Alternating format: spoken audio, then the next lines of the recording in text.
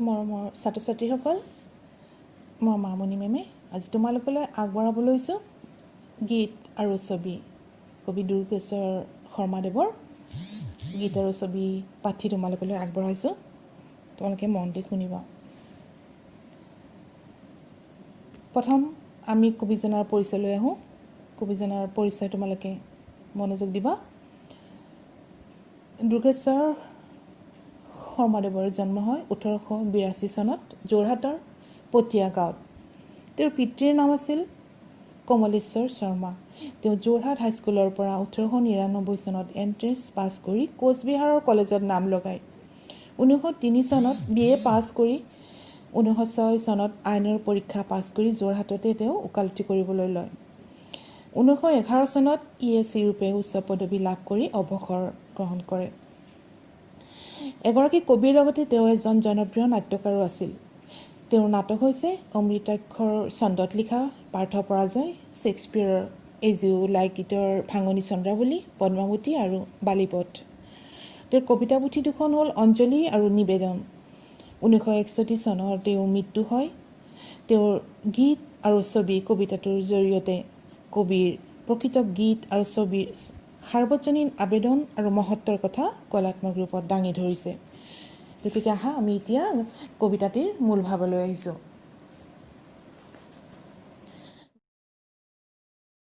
গীত আৰু ছবি কবিয়ে ইয়াত এইভাৱে দাঙি ধৰিছে যে গীত আৰু ছবি কবিতাটিৰ জৰিয়তে কবিয়ে প্ৰকৃত গীত আৰু প্ৰকৃত ছবিৰ মহত্বৰ কথা কলা কৌশলৰ ৰূপত প্ৰকাশ কৰিব বিচাৰিছে। যিবোৰ গীতৰ অৰ্থ সহজে বুজি নাপায় অথচ তাৰ সুৰে অন্তৰ স্পৰ্শ কৰিব পাৰে তেনে গীত সকলোৱে ভাল পায়। আকৌ এখন ছবিৰ অৰ্থ সহজে নুবুজিলেও ছবিখন দেখাৰ লগে লগে মনত সাজ বহুৱাই তোলে তেনে ছবি সকলোৱে ভাল বুলি কয়। ছবিৰ ভাষা সকলোৱে বুজি নাপায়। ছবিৰো ভাষা থাকে, হয়নে নহয়? গোটেই ছবিৰ ভাষা বুজাটো অতিকে কঠিন। ছবিৰ ভাষা সকলোৱে বুজি নাপায় যদিও দেখিবলৈ সুন্দৰ হ'লে সেয়া অন্তৰস্পৰ্শ কৰিব পাৰে। কঠিন ছবি আৰু গীতৰ অৰ্থ বুজি পালেও যদি দেখিবলৈ বা শুনিবলৈ ভাল নালাগে তেতিয়া মানুহে ভাল নবোলে। অৰ্থাৎ গীত আৰু ছবিয়ে আনন্দ দিব পাৰিলেহে সমাজত স্থান লাভ কৰিব পাৰে। গতিকে গীত আৰু ছবিয়ে আকৰ্ষিত কৰিবলৈ কৌশলী বিদ্যাৰ প্ৰয়োজন আছে। এষাৰ সৰু কথাৰে কোমল সুৰেৰে সাৱলীলভাৱে উপস্থাপন কৰি অন্তৰ জয় কৰিব পাৰে। তেনেদৰে সদায় দেখি থকা ক্ষুদ্ৰ গছৰ পাতটি চিত্ৰকৰৰ হাতত প্ৰাণ পাই উঠে আৰু মনলৈ উল্লাস আহে। সেইবাবে কবিতাটিত উল্লেখ কৰিছে সৰু বা সূক্ষ্ম বস্তু সাৱলীলভাৱে কোনো এটা বিষয় লৈ উপস্থাপন কৰিলে সমাজত আদৰৰ হৈ পৰিব পাৰে। সেয়েহে ইয়াত কোৱা হৈছে কৌশলী বিদ্যাৰ কেতিয়াও মৃত্যু নাই। ই কেতিয়াবা গীতৰ ৰূপেৰে, কেতিয়াবা ছবিৰ ৰূপেৰে নতুবা অন্যান্য বিষয়তো বিভিন্ন ধৰণে উপস্থাপন কৰিলে জনমানসত স্থান লাভ কৰিব পাৰে। সদায় অজৰ অমৰ হৈ থাকিব পাৰে। সকলো স্থানতে উচ্চ স্থান লাভ কৰিব পাৰে।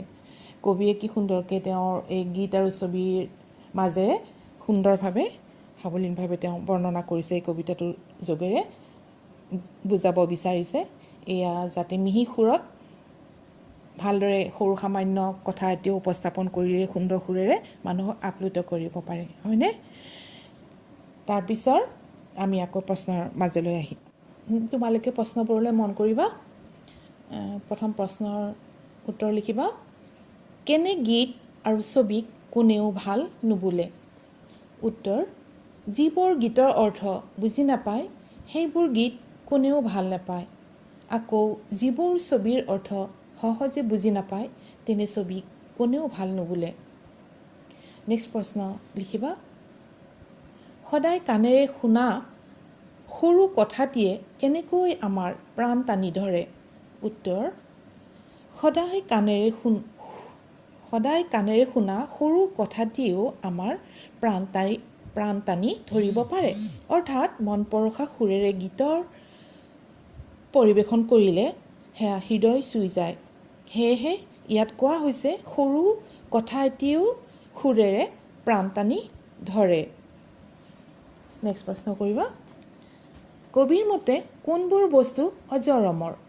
উত্তৰ, কবিৰ মতে মিহি ভাৱ, মিহি গতিৰ কৌশলী বিদ্যা অজৰ অমৰ, অৰ্থাৎ মৃত্যু নাই। তাৰপৰা পিছৰ প্ৰশ্ন, কেনেকুৱা গীত আৰু ছবিক সকলোৱে ভাল বুলি কয়? উত্তৰ লিখিবা। যিবোৰ গীত আৰু ছবিৰ অৰ্থ বুজি নাপালেও মন আকৰ্ষিত কৰিব পাৰে, সেই গীত আৰু ছবিয়ে অন্তৰ স্পৰ্শ কৰি যাব পাৰে, গতিকে সকলোৱে ভাল বুলি কয়। একেবাৰে চুটি প্ৰশ্ন, উত্তৰ তোমালোকে মন দিবা আৰু মূল ভাৱটো বুজিলে তোমালোকে এনেও উত্তৰ কৰিব পাৰিবা। তাৰপিছত এইটো প্ৰশ্ন লিখিবা। সিহে পায় নিজে নিজে আলাসত ঠাই। ইয়াত আলাস শব্দটিৰ অৰ্থ কি বুলি কৈছে? উত্তৰ, ইয়াত আলাস শব্দটোৰ আকাশ বা মহাশূন্যক বুজাইছে। যি গীতে আৰু ছবিয়ে মন পুলকিত কৰি তুলিব পাৰে, সেই গীত আৰু ছবি সকলোৱে সমাদৰ কৰে, আলাসত স্থান দিয়ে। গতিকে শ্ৰেষ্ঠ গীত আৰু ছবিৰ ক্ষেত্ৰত এই আলাস শব্দটো ব্যৱহাৰ কৰিছে। তাৰ পিছৰ প্ৰশ্ন লিখিবা। ভাল গীত আৰু ছবিৰ মহত্ব কেনেকুৱা কবিতাটোৰ সহায়ত বুজাই লিখা। ভাল গীত আৰু ছবিৰ মহত্ব কেনেকুৱা কবিতাটোৰ সহায়ত বুজাই লিখা। উত্তৰ কৰিবা। যিবোৰ গীত আৰু ছবি মানুহৰ মনত ৰৈ যায় আৰু বুজি পায়, তেতিয়া আনন্দ লাভ কৰা যায়। কিন্তু গানৰ অৰ্থ সহজে বুজি নাপায়, অথচ তাৰ সুৰে অন্তৰ স্পৰ্শ কৰিবও পাৰে। সদায় শুনি থকা সৰু কথাটিও সুৰৰ মূৰ্ছনাত প্ৰাণ টানি ধৰে, আৰু সদায় দেখি থকা গছৰ পাতটিও চিত্ৰকৰে সুন্দৰ ৰূপত অংকন কৰিলে দেখিবলৈ অতি সুন্দৰ হৈ পৰে। তেতিয়া সেই ছবিয়ে মন উল্লাসিত কৰিব পাৰে। এয়াই কলাৰ মহত্ব, গীত আৰু ছবিৰ কৌশলী বিদ্যা। তাৰপিছৰ প্ৰশ্ন, সদায় চকুৰে দেখা গছৰ পাতটিও ছবিত কিয় ভাল হৈ পৰে বুলি তুমি ভাবা? নিজৰ মতামত আগবঢ়োৱা। উত্তৰ লিখিবা। সদায় চকুৰে দেখি থকা গছৰ পাতটিত একো নতুনত্ব দেখা পোৱা নাযায় বা গুৰুত্বও দিয়া নহয়, হয়নে নহয়?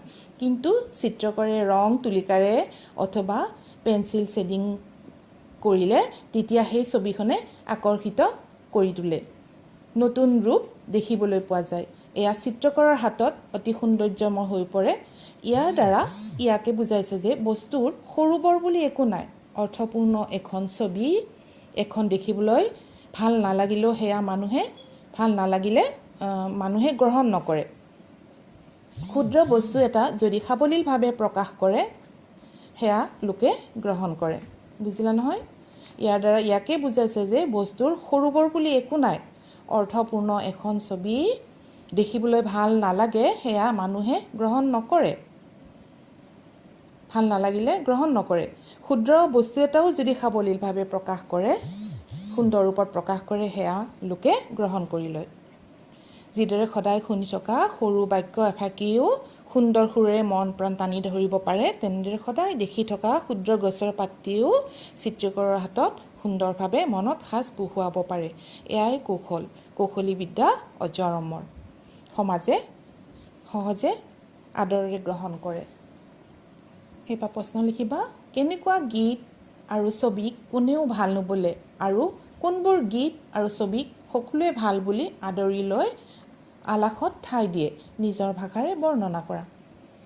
উত্তৰ, যিবোৰ গীত লোকে বুজি নাপায়, হৃদয়ত প্ৰৱেশ কৰিব নোৱাৰে, সেইবোৰ গীত কোনেও ভাল নোবোলে।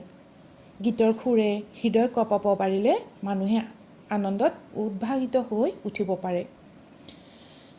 তেনেদৰে ছবিৰ ক্ষেত্ৰতো একেই মহত্ব ফুটি উঠে। যিবোৰ ছবি চাই মন প্ৰাণ পুলকিত কৰি মনলৈ আনন্দ আনে, তেনে ছবিয়ে অন্তৰত দোলা দি যায়। গতিকে গীত আৰু ছবিয়ে মানুহক আপ্লুত কৰি তুলিব পাৰিলে তেনে গীত আৰু ছবিক স্বীকৃতি দি সকলোৱে আদৰি লৈ আলাসত স্থান দিয়ে। সেইবাবে কোৱা হৈছে যে জনমানসত স্থান পাবলৈ হ'লে সূক্ষ্ম বস্তু এটাৰেও সুন্দৰ আৰু সাৱলীলভাৱে উপস্থাপন কৰিব লাগে, তেতিয়া জনমানসত স্থান লাভ কৰিবলৈ সক্ষম হয়। বুজিব পাৰিলা এতিয়া লিখিবা ব্যাখ্যা সদায় চকুৰে দেখা গছপাতিও ছবিটিত ভাল হৈ পৰে সদায় কাণেৰে শুনা সৰু কথাটিও গীত হ'লে প্ৰাণ টানি ধৰে এই ফাকি ব্যাখ্যা তোমালোকে কৰিব লাগিব যেতিয়া তোমালোকে মূল ভাৱটো খুব সুন্দৰভাৱে বুজি উঠিবা তোমালোকৰ পদ্ধতিৰ পৰা যেনেধৰণে মাজৰ পৰা এশাৰী বাক্য তুলি দিয়ে তোমালোকে যিকোনো বাক্য তুলি দিলেও ধুনীয়াকৈ তোমালোকে ব্যাখ্যাটি সুন্দৰভাৱে লিখিব পাৰিবা উত্তৰ কৰিবা উক্ত কবিতা ফাকি আমাৰ পাঠ্যপুথিত থকা দুৰ্গেশ্বৰ শৰ্মাদেৱে ৰচিত গীত আৰু ছবি শীৰ্ষক কবিতাটিৰ পৰা উদ্ধৃত কৰা হৈছে নেক্সট পেৰাগ্ৰাফ ইয়াত কবিয়ে ক'ব বিচাৰিছে যে বিভিন্ন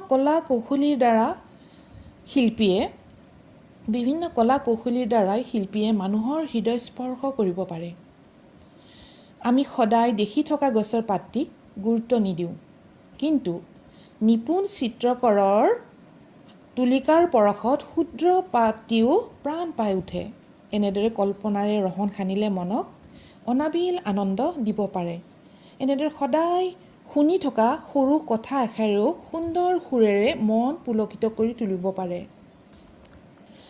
আৰু গছৰ পাতটিক যেনেদৰে জীৱন্ত ৰূপ দিব পাৰে ক্ষুদ্ৰ গছৰ পাত এটি যেনেদৰে জীৱন্ত ৰূপ দিব পাৰে এয়াই শিল্পীৰ কলা কৌশলীৰ গুণ আৰু এয়াই শিল্পীৰ কলা কৌশলী এনেদৰে গীত আৰু ছবিৰ প্ৰকৃত মহত্ব প্ৰকাশ পায় নেক্সট ব্যাখ্যাটি তোমালোকে লিখিবা লিখা মিহি ভাৱ মিহি গতি কৌশলী বিদ্যাৰ নাই মৃত্যু অজৰ অমৰ য'তে পৰে ততে গজে বিভিন্ন আকাৰ ঠাই বুজি ডাঙৰ দীঘল এই কবিতা ফাকি এইটো তেনেকৈ প্ৰথম উক্তিটো এনেদৰে তোমালোকে উপস্থাপন কৰিবা আগৰ নিচিনাই উক্ত কবিতা ফাকি আমাৰ পাঠ্যপুথিৰ অন্তৰ্গত দুৰ্গেশ্বৰ শৰ্মাদেৱে লিখা গীত আৰু ছবি কবিতাটিৰ পৰা তুলি দিয়া হৈছে নেক্সট পেৰাগ্ৰাফ কবিয়ে ক'ব বিচাৰিছে যে মিহি ভাৱেৰে প্ৰকাশ কৰা ভাৱ অনুভূতিবোৰে জনমানসত স্থান লাভ কৰিব পাৰে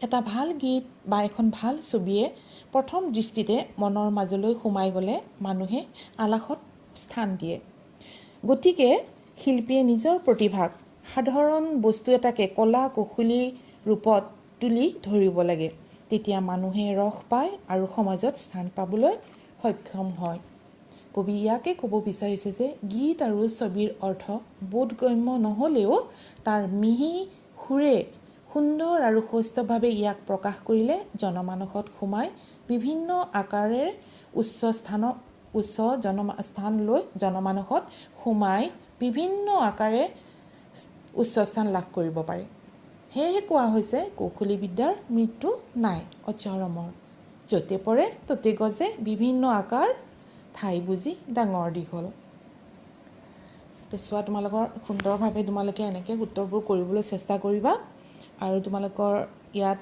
দিয়া আছে সমাৰ্থক শব্দ আগতে তোমালোকে সমাৰ্থক শব্দ লিখিছা তথাপি তোমালোকক আকৌ সমাৰ্থক শব্দৰ কেইটা মই কৰিছোঁ তোমালোকে লিখিবা লিখা জগত জগত মানে ধৰণী উল্লাস মানে আনন্দ উল্লাস চকু মানে নেত্ৰ অক্ষী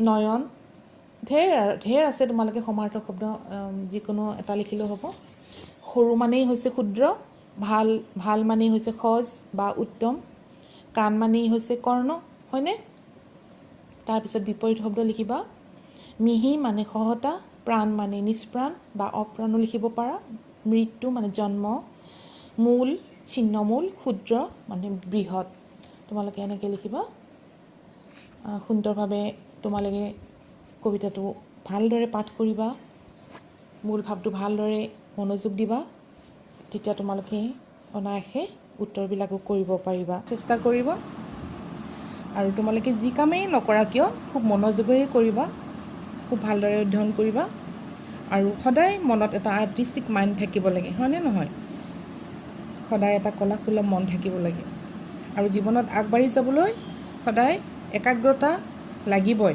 তোমালোকে চেষ্টা কৰিব লাগিব চেষ্টাৰ অসাধ্য একো নাই নিশ্চয় তোমালোকে আগবাঢ়ি যাব পাৰিবা তোমালোকৰ ভাল হ'বই শব্দাৰ্থবিলাক মই শব্দ অৰ্থবিলাক নোচোৱাকৈ নাথাকিবা আকৌ, তোমালোকৰ শব্দ অৰ্থবিলাক দি থোৱাই আছে তোমালোকৰ কিতাপত। অজৰমৰ মানে কি? অজৰমৰ মানে যাৰ জন্মও নাই মৃত্যুও নাই, চিৰস্থায়ী। আলাস, আলাস মানে হ'ল আকাশ নতুবা শূন্য। আকৌ মিহি মানে নিমজ, পাতল, একেবাৰে সূক্ষ্ম, হয়নে নহয়? মূল, মূল মানে প্ৰধান, গুৰি বা গুৰি কথা। যে তোমালোকে শব্দ অৰ্থবিলাকো সদায় চাব লাগিব, কাৰণ শব্দ অৰ্থবিলাকতো মাৰ্ক থাকিব, নোৱাৰিলে তোমালোকৰ মাৰ্ক ধৰিব নোৱাৰিবা, হয়নে নহয়? গতিকে প্ৰত্যেক পাঠৰ পৰাই শব্দ অৰ্থবিলাকো তোমালোকে মনত ৰাখিব লাগিব। কবিতাটি তোমালোকেও পাঠ কৰিব চেষ্টা কৰিবাচোন। মই তোমালোককো পাঠ কৰাই শুনাইছোঁ এবাৰ দেই। গীত আৰু ছবি। কোনেও সেইটি গীত ভাল নুবুলিব, যিটি গীত বুজাইহে বুজে। কোনেও সেইটি ছবি ভাল নেদেখিব, যাৰ মূল আটায়ে নুবুজে।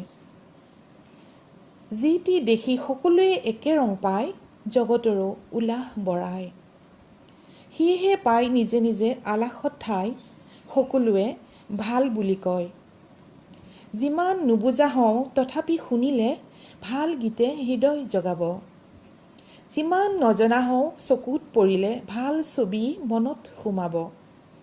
সদায় চকুৰে দেখা গছপাতটিও ছবিটিত ভাল হৈ পৰে। সদায় কাণেৰে শুনা সৰু কথাটিও গীত হ'লে প্ৰাণ টানি ধৰে। মিহি ভাৱ, মিহি গতি, কৌশলী বিদ্যাৰ নাই মৃত্যু, অজৰ অমৰ। য'তে পৰে ত'তে গজে, বিভিন্ন আকাৰ, ঠাই বুজি ডাঙৰ দীঘল।